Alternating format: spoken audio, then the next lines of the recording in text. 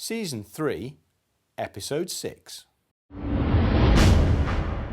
Brought to you with the Adventure Spec Magadan panniers. To see more of Lyndon's thoughts on the Adventure Spec Magadan panniers, click on the link in the description below. Last time on Races to Places, Lyndon repaired Basel Trailside, and the weather took a turn to the wet side.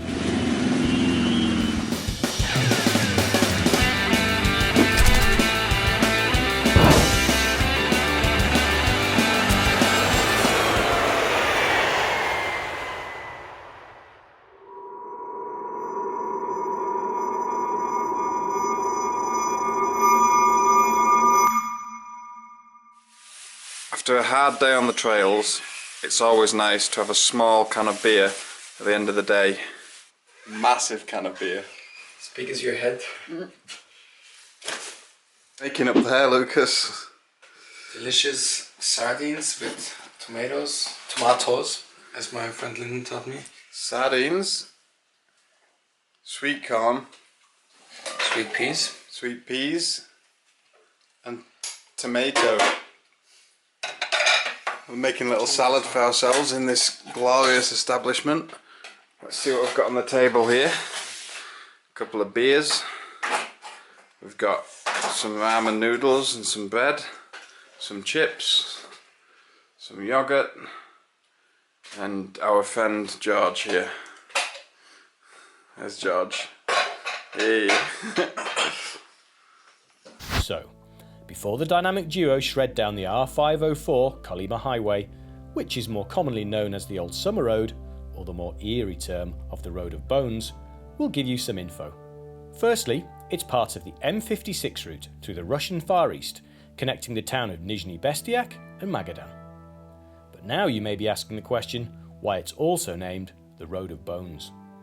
In 1932, during construction in the Stalinist era of the USSR by the Dalstroy Construction Directorate, the first stretch was built by the inmates of the Sevesterlag labour camp, who were made to work long, hard days, pushing their bodies to the limit in the most severe conditions with very little food and water, a world apart from the strict health and safety laws here in the UK. The Road of Bones is treated as a memorial to all of the labour workers who sadly passed away on the project.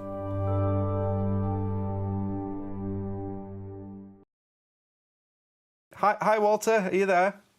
Yeah, hi Mikey, how are you? Yeah, nice to speak to you. I haven't seen you for a while. It's been a while. I'm in New York at the moment, mate. Oh, living the luxury lifestyle, are you? Absolutely. Now listen, I'm on the bit where Lyndon comes up to the Road of Bones and the Old Summer Road, and I'm looking for just, so I can set the scene in my own head, get a bit of footage of that area. You don't have anything that I could look at, do you? There should be there in the storeroom at Adventure Spec. There's a hard drive floating about. It's probably quite dusty, but it's got like all my footage from the whole Siberski Extreme Trail trip, and it's just sitting there waiting to be edited. There's going to be a lot of footage there. If you go through it, I think you'll find some good stuff. Oh, that's awesome. Well, yeah, as soon as I finish this call, I'll get straight up there and check it out. Yeah, see what you can find. I did a little bit of research on Google and the internet, and I couldn't find a crazy, maybe I was looking in the wrong place, but I couldn't find a crazy amount of information on it and which way the trail exactly went. So I was thinking I could speak to kind of the pioneer of this area, and you could help me out. Well, I'll give you a bit of background on the road. The Road of Bones is, well, first of all, it's not a road. It's a bit like the Silk Road. It's with the Silk Road, any branch of the historic trading route between Asia and Europe was called the Silk Road. And with the Road of Bones, any road which was built by gulag prisoners under Stalin's regime is termed Road of Bones. The Russians don't even have a definitive article, the. So there's no such thing as the Road of Bones. It's just a Road of Bones, and that means it was built by the gulag prisoners. The whole gulag area up there was developed in the late 1930s and sort of continued into the mid-1950s, pretty much coinciding with the worst time during Stalin's reign in the Soviet Union. they found a lot of gold and uranium up in these extremely remote parts of Siberia, and the idea was that they would use political prisoners as free labor to extract all that gold and uranium. So they built a lot of gold and uranium mining gulags. Of course, then they needed to build roads to get the gold and uranium out once they did that. So they built the port of Magadan, I think, in 1939. And the Road of Bones, or the network of roads, which was termed the Road of Bones, was built in this period of the late 1930s, early 1940s, between Magadan and a river port that was connected to the rest of Russia called Khandiga, which is about 400 kilometers east of Yakutsk, the Yakutian capital. These days, many sections of the road have either been upgraded into a gravel federal highway or have fallen into complete disrepair. The road is about 2,000 kilometers long altogether from Yakutsk to Magadan. Some people term the whole thing the Road of Bones, although technically the Road of Bones really starts at Khandiga, which is, as I said, about 400 kilometers into the federal road. Just before halfway along the road, there's a split in the road where the new federal road heads north, and an old road goes for about 450 kilometers between Kubimi and Kadikchan via a town called Tomtor. Now that section is abandoned, largely abandoned, and is called the Old Summer Road. It used to be the main road. It used to be the main summer road through, but it's mostly been abandoned, and it is, out of the entire 2,000 kilometers, you have around about 250 kilometers of completely abandoned road, and that's the core of the Old Summer Road, which is really the big challenge, if you like, for adventure motorcyclists.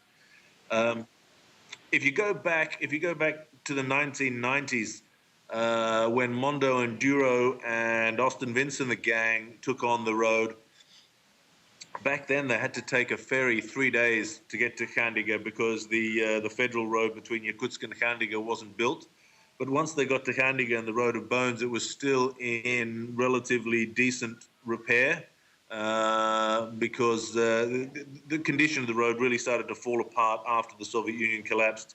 And Austin and the crew were there just 3 or 4 years after the Soviet Union collapsed, so there hadn't been that much deterioration in the road. If you sort of jump forward another 10 years to 2004, you had Ewan McGregor and Charlie Borman take on the Road of Bones, and they were doing fine until they got to the Old Summer Road section, at which point, I think the realization that their bikes were too heavy, and it was just too difficult for them on those bikes, they decided to throw the bikes on the back of a truck.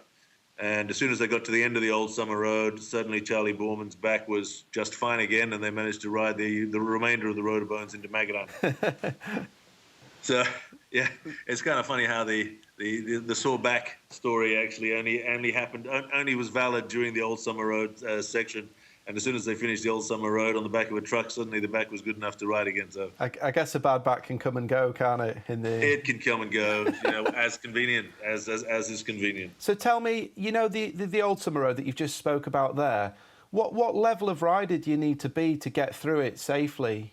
Well, it is a completely abandoned road, and sometimes it's dependent on the weather. You can have a good period of weather, or you can have a bad period of weather.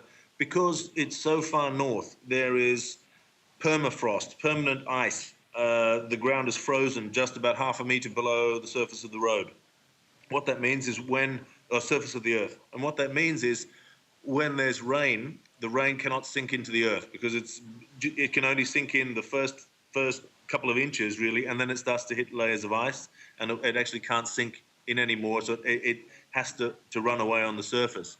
So a small amount of rain can make the river levels rise very considerably. So the weather can play a factor. The season can play a factor. And certainly it's a lot easier because the riding is quite challenging and there's a lot of manhandling of bikes involved. It makes it a hell of a lot easier if you have a lighter bike rather than a heavier bike. And I think Lukas and Lyndon taking on the bike on the road with their 690s, I think was pretty wise. I think that's a good size of bike to do the old summer road. I think the summer road, no matter how good a rider you are, is going to be a real handful on a twin-cylinder bike. I think you've covered everything brilliantly there, Walter. It's been really good to speak to you and very interesting. So always happy to help, Mikey. Do you think? And let me know how you go. Let me know how you go finding that old footage. I will do. Yeah, I'm going to go as soon as I've finished here. I'm going to head there and have a look and see what it's like. Yeah. Okay. Do you plan on doing anything with it, or what's the plan with it? Mate, if you can find my old 2012 footage, you can do whatever you like with it. Really? So I can put a few shows out there? Yeah, see if you can find it. If there's anything good in there, put something together and see if people can watch it if they like. Next time on Races to Places, we're hoping the dynamic duo will make it to the end of the Road of Bones.